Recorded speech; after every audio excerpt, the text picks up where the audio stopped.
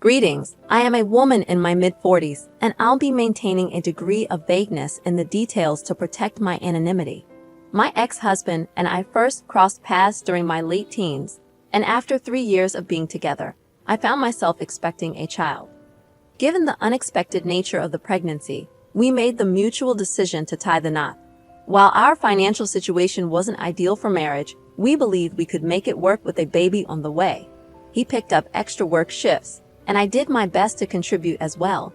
Before we knew it, our first child had arrived. When our little one was about 9 months old, I discovered that I was pregnant once again. Our finances were stretched thin, and I was hesitant to proceed with the pregnancy due to the toll the previous one had taken on my health. However, my ex-husband insisted that we go through with it. By the time I reached my mid-20s, I was already a mother of 2. This was not how I had envisioned my life, but at that point, my options felt limited. Our marital life, I must admit, was far from a happy one. He resented me for not being more physically intimate, but after working 2 shifts myself and returning home with toddlers from daycare, I was hardly in the mood for such intimacy. The days seemed to blur together, and before we knew it, a year had passed. I had hoped that things would improve as our children grew, but sadly, it was quite the opposite. My relationship with my husband deteriorated rapidly. There seemed to be no solution in sight. By the time our oldest child was 12 and the younger one was 11, approximately 9 years ago, I received a devastating diagnosis of breast cancer. The prognosis was grim, and the doctors believed I had less than 6 months to live. When my husband learned of this, his reaction was surprising. He became distant and emotionally closed off. I initially assumed he needed time to process the news, but that wasn't the case at all. It turned out that he had decided to divorce me because of the prognosis. In his eyes, I was a lost cause, destined to die soon, and he thought it would be better for our children not to witness my passing. Hearing those words shattered me, and I lost the will to carry on. I reached a breaking point to the extent that one of my physicians recommended trying a new experimental medication that was showing promising results. At first, I hesitated. I hadn't seen my children in over 3 weeks, and every attempt to reach my ex-husband resulted in him hanging up on me or denying me access to them. Still, I considered that perhaps giving the medication a chance might help me regain some semblance of normalcy and possibly salvage our marriage. With that in mind, I decided to take the medication. It did work, although it required a mastectomy to remove the tumors primarily located in my right breast. The doctors were optimistic about my prognosis, but my husband's reaction was far from encouraging. When I shared the good news with him, and we met in person, he took one look at me and expressed his lack of physical attraction to me in my fragile state. He couldn't understand why he should remain with someone he wasn't drawn to, and he informed me of his intention to proceed with divorce proceedings. To say I fell into a deep depression would be a vast understatement. Eventually, the divorce papers arrived in the mail, and after ignoring them for a week, coupled with numerous messages from both my husband and my children, I finally signed them. It took me some time to come to terms with the fact that my family, the only thing I had known for the past 12 years, was no longer there. I felt overwhelmingly despondent, but I forced myself to venture out and explore new experiences in the hope of finding something worth living for. That's when I discovered rock climbing. There was something about the struggle and the pain you endure while scaling those chunks of rock, all to witness the most breathtaking views that made every hardship worthwhile. This new passion resonated deeply within me, and over the last 8 years, I became an avid rock climber. Through these climbing sessions, I crossed paths with my now husband. We met some years after my divorce, and after being friends for a year, we decided to take the leap and start dating. Despite having a few trust issues, he was patient enough to take things slow with me. When he asked me to marry him, I didn't hesitate to say yes. I had already formed strong bonds with his family, and my relationship with his daughter felt almost like she was my own. So, marrying him was a decision that didn't require much heavy contemplation. My husband is a lawyer at a prominent firm in our city, which affords us a comfortable lifestyle.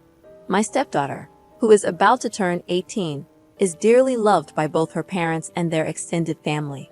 she is set to gain access to her trust fund, which reportedly holds more than $2 million. Being a driven and career-oriented young woman, she intends to use the money to attend the Ivy League university where she has been accepted. What I didn't anticipate was the fallout after she publicly thanked everyone, including me, for supporting her career and trust fund endeavors. Over the past 9 years, my attempts to reach out to my biological children have been met with rejection. They brushed me aside, ignored my calls, and made it abundantly clear they wanted nothing to do with me. I suspected this was due to my ex-husband's influence. However, when they saw my stepdaughter's post about the trust fund, they suddenly reappeared in my life, bombarding me and my stepdaughter with messages, essentially asking for money. They expect me to step back into their lives and play the role of their mother just because I married into a wealthy family.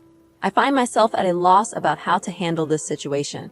While my husband is understanding, I sense that this situation will worsen if I don't address it promptly. I am uncertain about what to do next. Thank you all for your replies and comments. I took your advice and confronted my ex-husband. I warned him that if he continued to harass my family, I would obtain a restraining order against him. He argued back, claiming that I hadn't cared enough about the family to rebuild our relationship. It was evident he felt entitled to my resources. Frustrated by his attitude, I ended the call. I felt shattered after our conversation, questioning whether I had been a bad mother to my biological children. Their rejection over the years made me wonder if it was my fault. Since my last update, my stepdaughter has been continuously harassed by my ex-husband. She described a man stalking her, and I am certain it is him. I urged my husband to pursue a restraining order based on the evidence we had of these incidents. We successfully obtained the restraining order against my ex-husband, and since then, the harassment has ceased. However, my stepdaughter remains deeply disturbed by the experience. I can't shake the feeling that all of this is my fault. I can't help but think that if I hadn't entered their lives, they might have been happier. I've discussed this matter with my husband, and he's doing his best to assure me that this situation isn't my fault. However, whenever I look at my stepdaughter, I can't help but feel an overwhelming sense of guilt. I hope that with time, I'll begin to feel better. I'm struggling to understand why my life has taken such a chaotic turn. It's been a while, hasn't it? My last update was about a month and a half ago.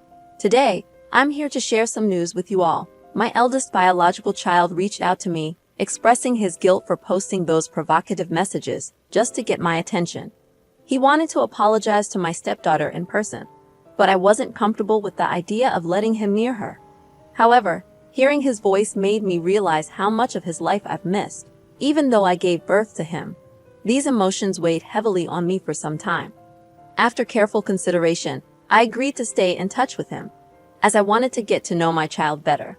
I also learned a bit about why they were so reluctant to contact me. Essentially, my ex-husband had told them that I wanted to end the relationship after my cancer diagnosis to spare them from the pain. He convinced them that if they didn't go along with the breakup, I wouldn't have had the strength to do it myself. So both of my children decided to follow their dad's lead and distance themselves from me. Hearing this revelation made me reassess everything I thought I knew. And for now, I've chosen to maintain contact with my eldest child until I feel otherwise.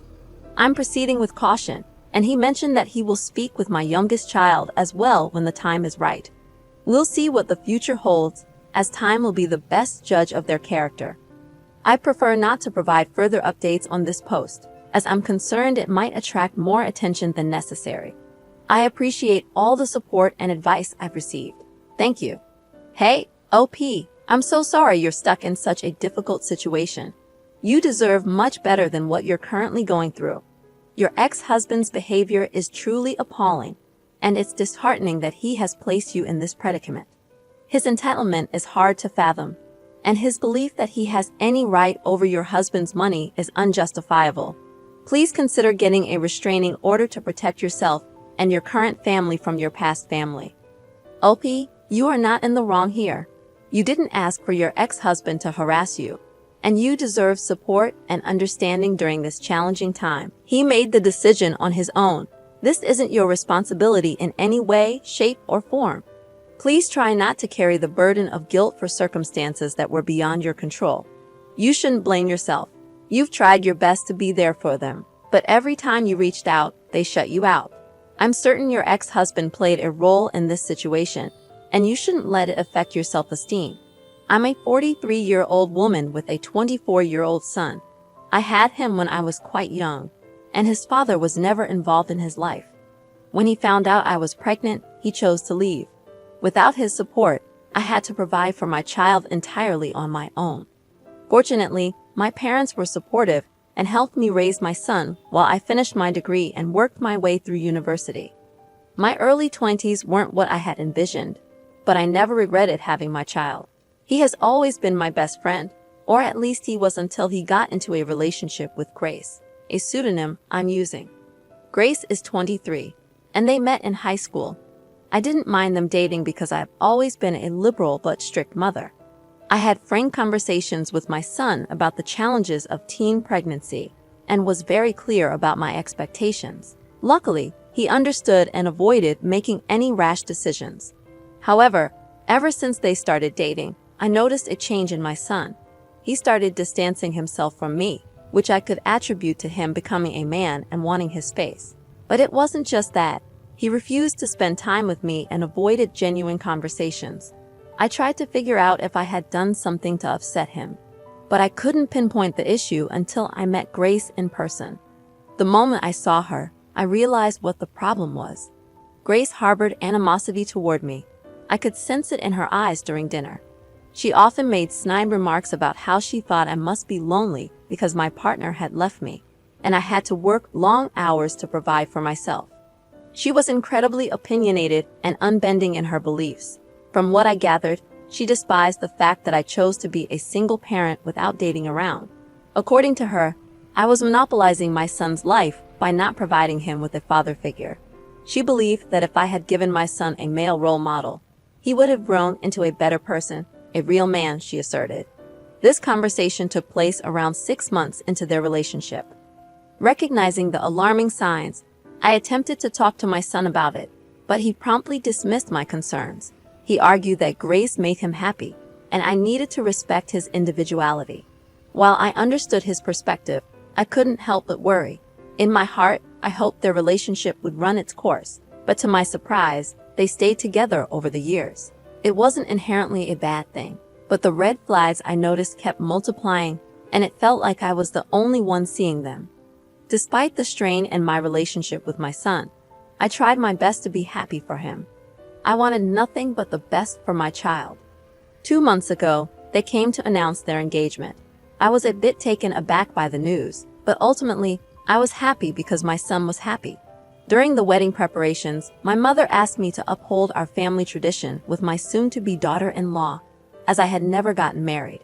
The tradition involved breaking a plate after the wedding, a fun custom passed down through generations. I thought it was a small gesture to honor our heritage. When I approached them about the tradition, Grace scoffed at me, suggesting that I should abandon my culture since we were now in America. According to her, Americans didn't engage in such uncouth behavior as breaking expensive china to preserve outdated traditions from our homeland. To my shock, my son sided with her, insisting that I should adapt to the times and let go of the tradition. He even went so far as to claim that since he was born in America and his dad was American, he felt no connection to that aspect of his heritage. Those words deeply shook me. I felt incredibly humiliated, so I ended the conversation. However, they persisted, posting numerous passive-aggressive messages on social media, vilifying me in the process. It was heartbreaking to witness the extent of my son's animosity toward me. Grace had complete control over him, and I couldn't help but feel disappointed in myself. Determined to take a stand, I decided to make a significant change. After years of hard work, saving, and careful budgeting, I managed to buy a cozy place in the suburbs. The original plan was for the wedding to take place in my backyard, which bordered a beautiful forest. My son wanted to incorporate nature into the ceremony. Despite this, I saw several social media posts from them, subtly attacking me. Aware of their budget constraints, I knew booking a venue would exceed their financial limits. Frustrated by their behavior, especially after seeing the 5th post targeting me, I informed them that I wouldn't host the wedding at my house anymore. I explained that they were not welcome and suggested they find a venue that better suited their vision of an American wedding. When they resorted to name-calling, I made a firm decision. My son would no longer receive the inheritance he expected due to his disrespectful behavior. Since then, my phone has been inundated with voicemails, some with my son pleading for reconsideration, while Grace screamed in the background. Others were just angry rants, blaming me for their marital issues. The news spread, and now I'm bombarded with messages from people calling me an a-hole and questioning my decision. 2 nights ago, my son showed up at my doorstep inebriated, begging me to let him in.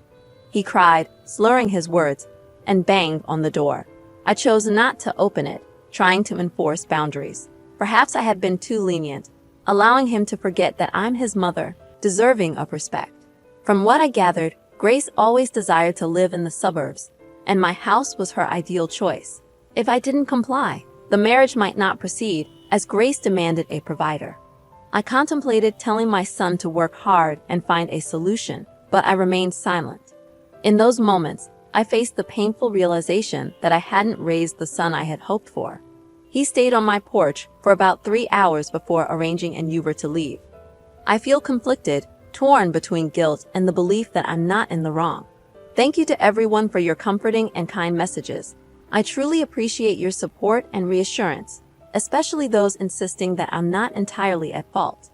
For those wondering why I never married after having my son, I realized I didn't need a man to provide for us. I could support my son and myself as long as I worked hard enough.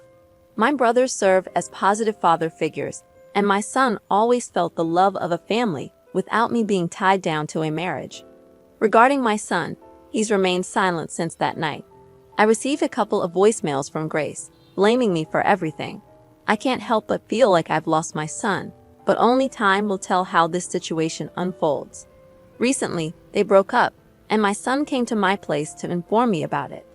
Surprisingly, he seemed relatively unshaken. He asked if I had always known Grace wasn't the one. When I didn't respond, he acknowledged that he should have listened to me in the past. According to him, Grace was primarily interested in our wealth, hoping for a lavish lifestyle funded by us. When I refused to give him his inheritance share, Grace's doubts grew, leading to their breakup. I empathized with my son, but oddly, he handled it well. Having a heart-to-heart conversation over cocoa, reminiscent of our talks when he was younger, gave me hope that our relationship could be salvaged. I'm grateful for your insights and critiques, and I acknowledge my flaws. As he stays with me over the next few days, I hope we can talk and figure out what works and what doesn't, now that he's a young man of 24. Additionally, some pointed out Grace's racism, which my son may or may not have recognized. Regardless, it's concerning that he's ignoring it. I appreciate your advice, but I hope for the chance to understand my son's perspective better. Thank you all for tuning in today. Remember, if you have a story of your own, feel free to email us using the address provided in the description. If you'd like to be featured, let us know, and we'll pin your story at the top of the comments. Please like and subscribe, as it greatly supports the channel. See you in the next one.